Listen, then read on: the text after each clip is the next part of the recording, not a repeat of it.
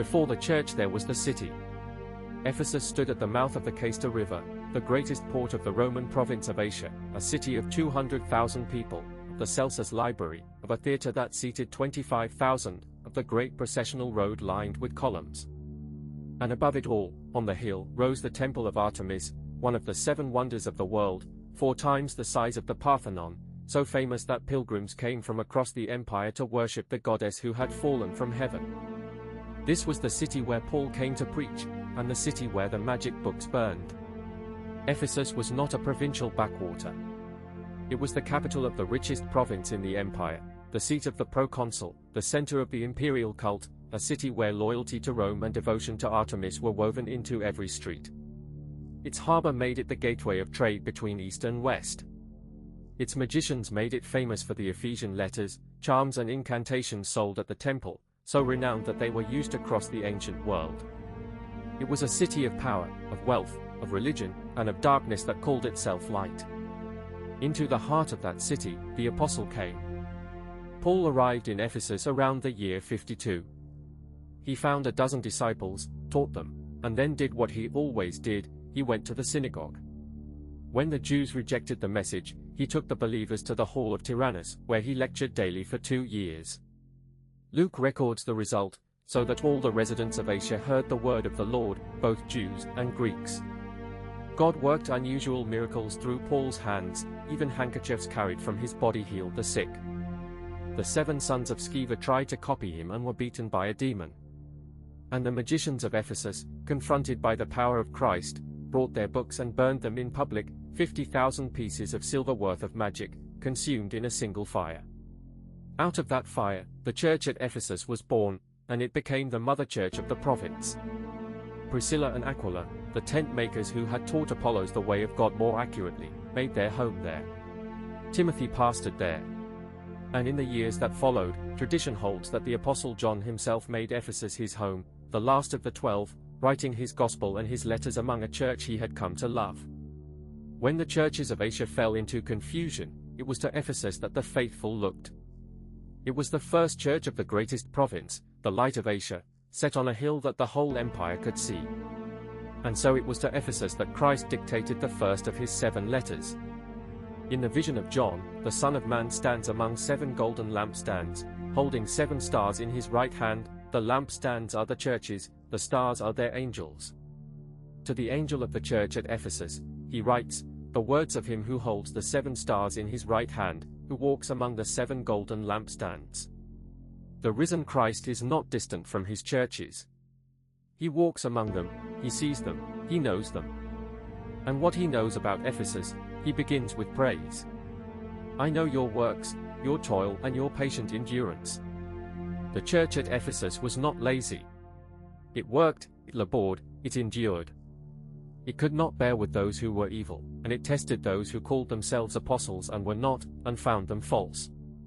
This was the church that rejected the counterfeit, that guarded the doctrine, that stood against the world. I know you are enduring patiently and bearing up for my name's sake, and you have not grown weary. Christ himself bore witness, this church had not tired. By any human measure, Ephesus was a model church, orthodox, active, enduring, discerning. Yet you have this in your favor, you hate the works of the Nicolaitans, which I also hate. The Nicolaitans were among the first heretics of the Christian age, a sect that, according to the early fathers, taught that grace gave license to sin, that the Christian could eat food sacrificed to idols and join the feasts of the pagan temples without harm. Their name, linked by tradition to Nicholas of Antioch, became a byword for compromise, the teaching that would later be condemned again in the letter to Pergamum as the way of Balaam. The church at Ephesus hated those works, and Christ said he hated them too. Orthodoxy at Ephesus was not a formality, it was a battle fought and won. But I have this against you, that you have abandoned the love you had at first. This is the hinge of the whole letter, the sentence that turned praise into warning. Not a failure of works, the works were abundant. Not a failure of doctrine, the doctrine was pure. The failure was in the heart. The church at Ephesus did everything right, and loved less than it had at the beginning. Somewhere between the burning of the magic books and the day the letter was written, the fire of the first love had cooled. The engine still ran, the love that drove it was gone. Christ measured the church not by its labors but by its love, and found it wanting. Remember therefore from where you have fallen, repent, and do the works you did at first. If not, I will come to you and remove your lampstand from its place. The lampstand is the church's witness, its light in the world. To remove it is not to destroy the church but to end its testimony, to leave a congregation that is no longer a light, a candlestick that no longer shines. Christ does not say the church will die. He says something worse, it will continue to exist, and mean nothing. The warning was given in love, and the door was left open, remember, repent, do the first works. But the warning was real, the loveless church loses its light. And the historicist reader opens the history books and finds the warning fulfilled. The harbor of Ephesus silted up, the trade moved away, the city that had been the gateway of Asia became a city of ruins.